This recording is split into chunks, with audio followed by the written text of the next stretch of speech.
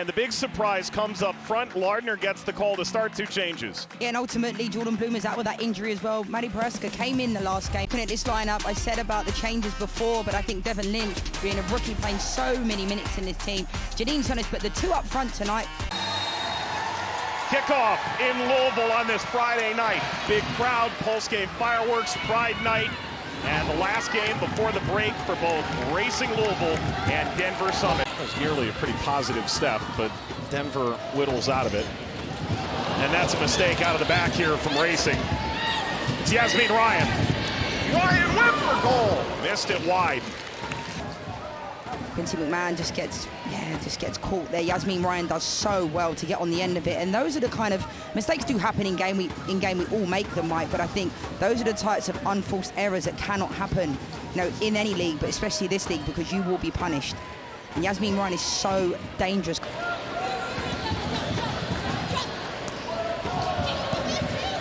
Slipped at Yasmin Ryan. Catches the edge. Offers the cross. Vossler. 4 goals on this season. Called back into the German national team for the first time. Before that PSG. You were there for that Champions League final as well. Lyon lost to Barcelona this past week. Free kick here to Louisville. Into the area, and the header from Flint goes right to Smith. 17 headed goals, most in the league since 2024. 3 more than anybody in the league. Racing Louisville, this kicked out. But others as well, Jordan Heidema, other players around that Canadian national team. She wasn't really asked to lead in the way that she always hoped. Ryan, ball clipped across.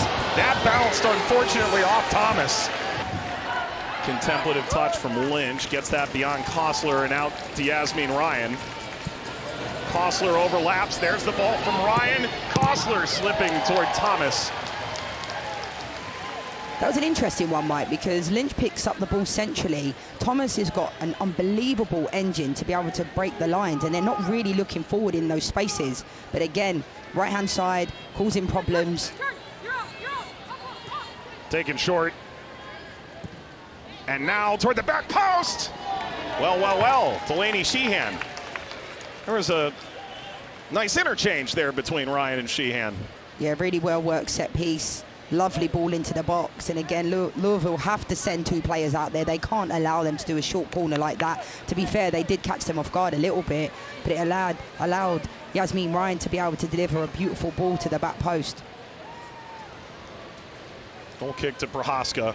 Really funny was the first thing their manager said describing her this week.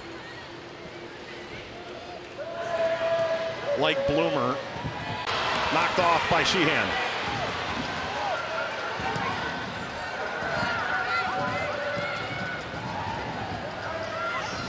Okay, coming off the right-hand side.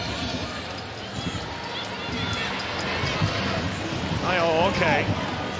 Advantage played. That takes a deflection. Ryan continues. Ryan offering the cross. The header is wide.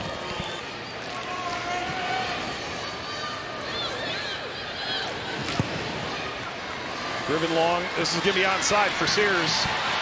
Or Lardner. Goes for goal. It's that obvious, Well, everyone did a little extra running right before halftime. 0-0 at the break, just as we never expected. Her first NWSL start.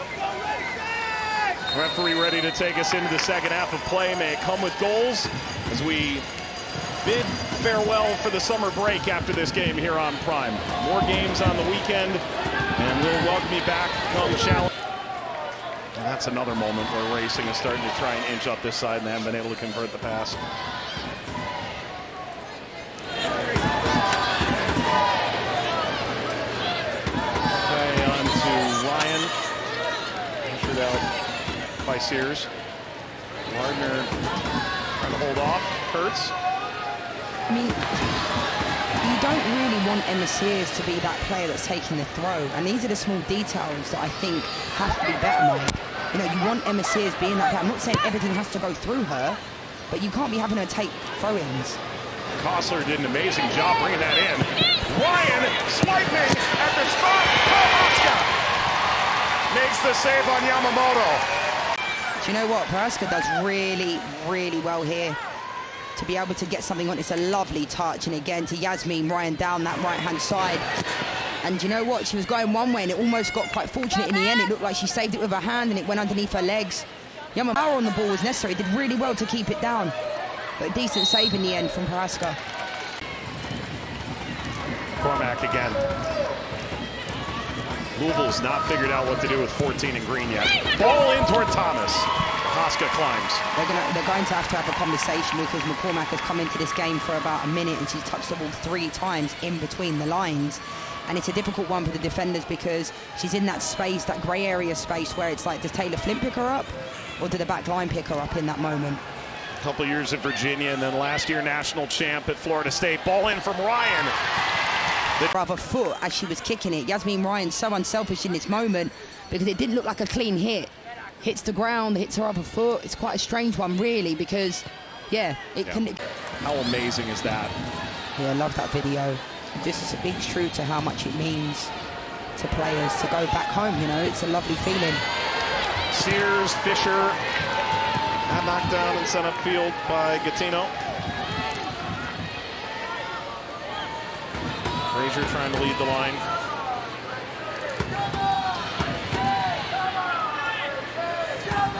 Frazier, that's an epic touch. McCormack spots Yamamoto.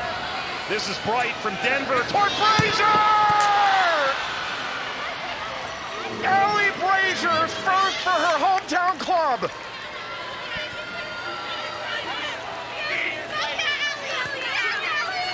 That was a bolt of lightning from Denver Summit, and they lead in Louisville just past an hour. But to come into this game and to score, is McCormack getting on the ball again. And Yamamoto here, I'm thinking, what's she seen here? That is an unbelievable threading needles type of pass. Look at this weight of ball. Look at this weight of pass. Lovely. And Ali Brazier is in the right place, makes a great movement. I'm so delighted for her. But that is an unbelievable ball from Yamamoto, because most players in that situation, Yamamoto would have taken a touch and taken it herself. And I'm delighted for Ali Brazier, a player that I said I'm surprised hasn't got more minutes on this team, works hard for the team. Second. You know, I said about the fact that Racing Louisville are very good on defending set pieces, but they haven't had any on the attack. They've had none. This is the 7th corner. Oh, hits off the woodwork. That's a little more on the XG for Denver, which is... They've got a plan here. They're ambitious, and they say it's not a 3 to 5 year plan to win. They want to win ASAP. End line service here. The cross sent away. The crew for Prime this past weekend did a remarkable job in a tragic situation, and it truly incredible. This falls to Fisher, sweeps it ahead. Maybe the chance for Louisville. There's Abby Smith. Because the initial play, I have a feeling Kayla Fisher, this might have been called back for a handball if she got on the end of it, because it looked like she handballed it in that moment. Sears does a good job. I mean, Abby Smith comes out of her goal impeccably in that moment. What a way to come off your line. It actually goes through her legs, but comes out nice and fast. And look at the 250,000. I was quite shocked, but well done you. And someone that's been in the league for a long time. Even called my games. That's how long. I did. I'm coming for you, Lauren Barnes. You're holding that all comps record down. I'm coming for you. Oh, but well done, Mike. Danger from Brazier. Much appreciated. Get to work with great people. That's the best part. Out into space. Smith retreats because Sears is flying. Sears the cut! Sears! Smith! Abby Smith! Sears hit the brakes like a Lamborghini and couldn't get it by Abby Smith. I'll tell you what, Mike, if this would have been a goal, the way she sat down 2 players in this moment, look at this, sits them down. Kurtz, Katina goes sliding. And it was a weird one, because it was like she got caught in 2 minds. I think here you just have to, she takes a look, but you don't need to look. And then she puts it in that window that I think is like that window for a goalkeeper. Shift all the way down. It's up to the referee now. The clock does count up to 94:30 in the stadium. And the full-time whistle arrives. Denver picks up a 1-0 win on the road. Catapult above the playoff line. for the time being going into the summer break.